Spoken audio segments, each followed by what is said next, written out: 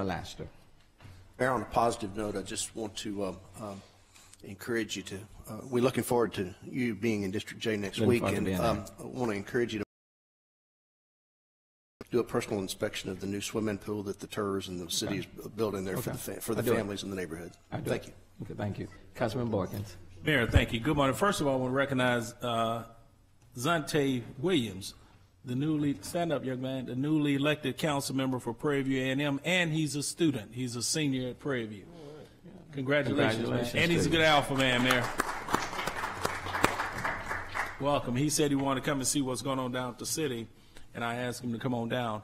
Mayor, also, I have a question. There's some stuff out on the street about the Proposition B as well. I've heard 9.5%, 15%. I don't know if that's true or not. Is the offer, even though the initiative is on the ballot, is the 9.5% still on the table? The 9.5% has been offered, and 9.5% remains on the table. So it's not 12. What did I hear? 12.5%? It's 9.5%, costing $69 million over 3 years. That offer was extended to the firefighters.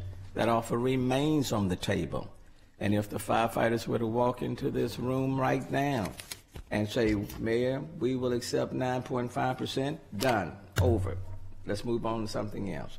The 9.5% offered by this, and I want to be very clear, offered by this administration has been offered, remains on the table, okay? And it is not saying you should accept 9.5% over 3 years, and in return you have to give up X amounts, and it eats away at that 9.5. All of that is bogus. I want to be very clear. The 9.5% has been offered.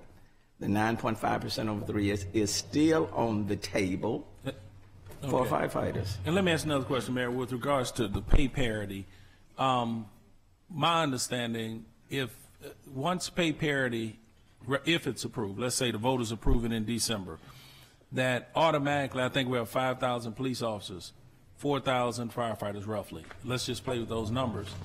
That the sergeants for the police, sergeant for fire, are not equally receiving $1 a year annual salary.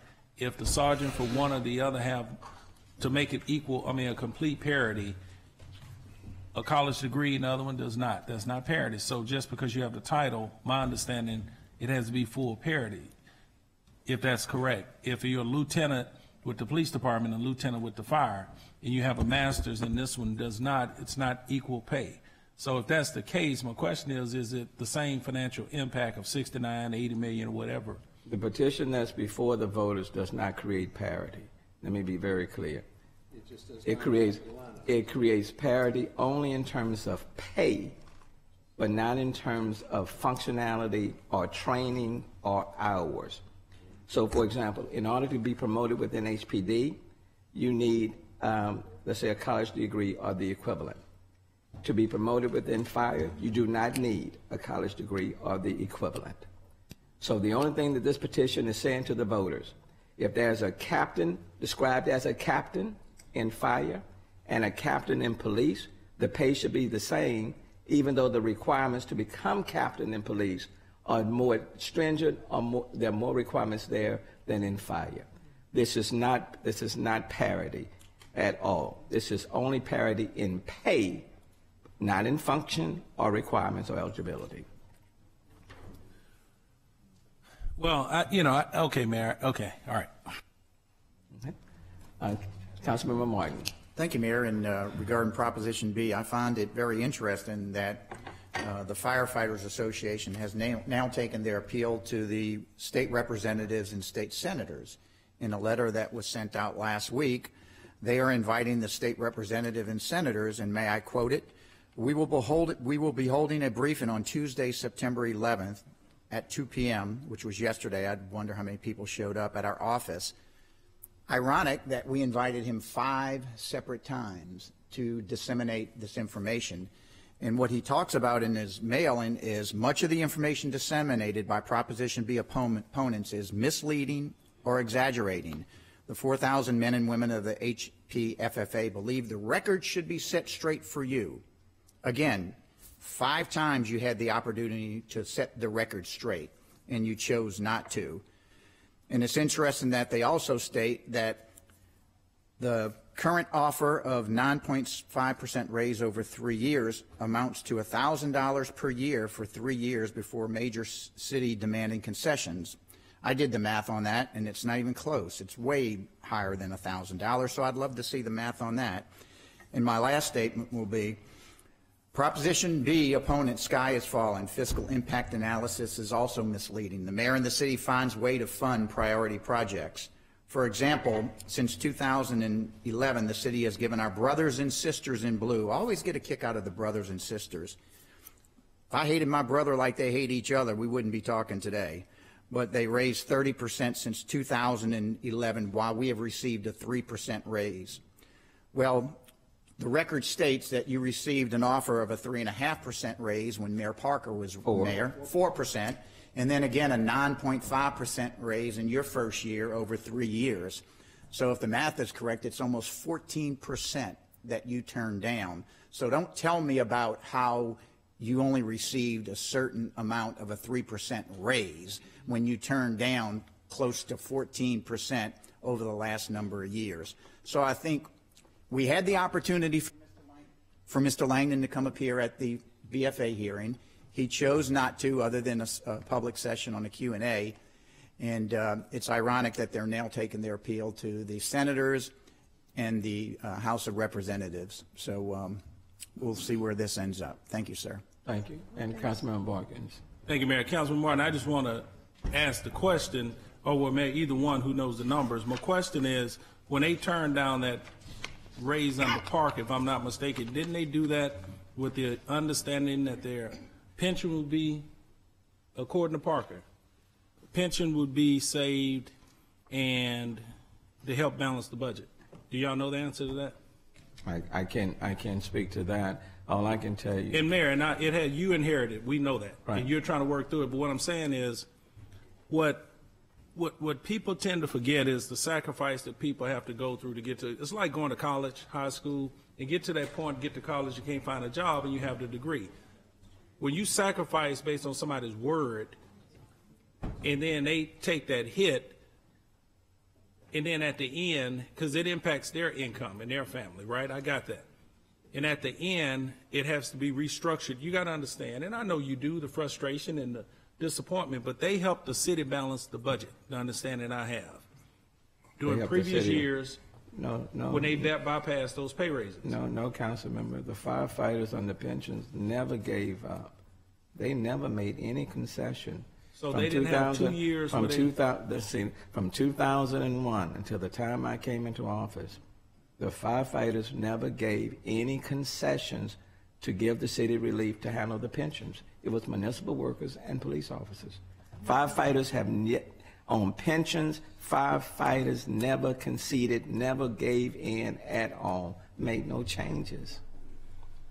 Not on pensions. And they fought against the pension reform.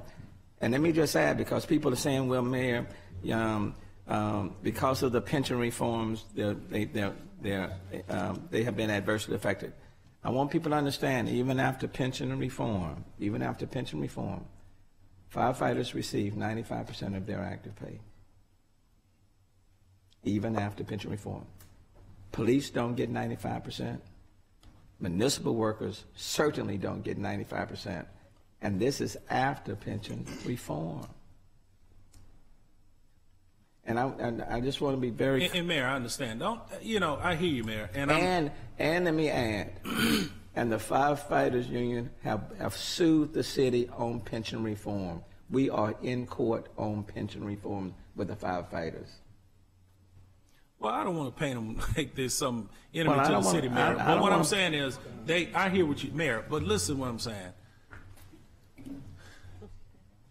When people ask me the question about the risk between police and fire, I tell people both of them put their life on the line every single day for the people in the city of Houston. And I know every council member and you, Mayor, agree with that. Right. I don't like comparing the two. I believe both public safety should be paid maximum better than any city in the country.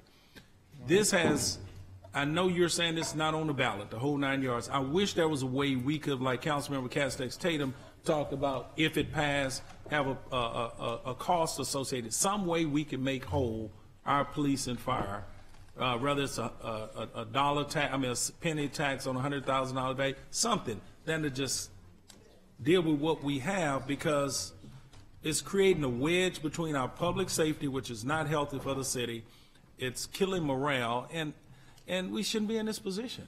And it appears that the leadership is against one entity of public safety, and that's not a good position. But the leadership is not against, this administration is not against police and not against fire. It's not against police or fire. What I would say to you, take fire out of the equation. Suppose this was a referendum being brought by police, I would be opposed. The city of Houston cannot afford to pay any employee group. Eliminate fire. Just eliminate fire. Okay, let's just say, let's just say it was police, fire, municipal workers, or Group A. What I'm here to say to you is that the city of Houston cannot afford to pay any employee group a 25% pay raise. It doesn't matter who the group is. So let's assume there's no particular group identified in Proposition B. Okay? My position would be just as adamant and the same. The city of Houston is not in a position to pay any employee group a 25% pay raise at a minimum. Can't do it, can't afford it. Councilman Kubash.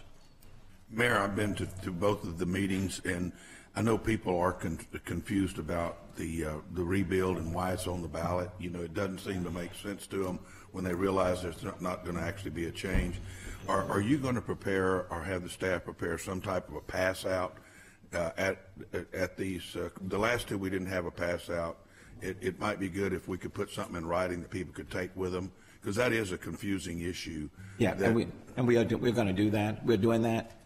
But I would tell you, the only reason why it's on the ballot is because the court said it was unclear as to what people may have been unclear as to what they were voting for in 2010, and so the courts have mandated us to put it back on the ballot. Well, some believe that if we vote no, that the impervious tax goes away. Some believe if we vote yes, that and that's why, and Councilman, that's why we're having these town hall meetings and discussing it to let people know if that's not the case. The only issue is if you vote for Proposition A, you're putting a lockbox around the revenue that's generated and will be generated. If you vote no, the lockbox is not there, and this mayor, this administration, or any future mayor administration could then use the dollars for general purposes. So basically, what Proposition A does is that it simply it makes it a true dedicated fund for flooding, drainage, and streets. But it does not at all eliminate, add to, increase the fees or the revenue. And it doesn't eliminate, and all of the exemptions and everything that are currently in place remain in place. So all of that exists. So that's why we keep, we're going out and we're telling people that. And quite frankly, I think as you've seen, once people hear that, they don't have any questions. Okay. All right. Thank you all. And now let's move to the consent agenda. Okay. Under the miscellaneous category, there's only one item. Item 1. Is there a motion? Move. It's been moved and seconded. Discussion? In favor? Opposed? Granted. Under the accept work, item 3 has been removed for separate consideration. Is there a motion on the ballot? Move.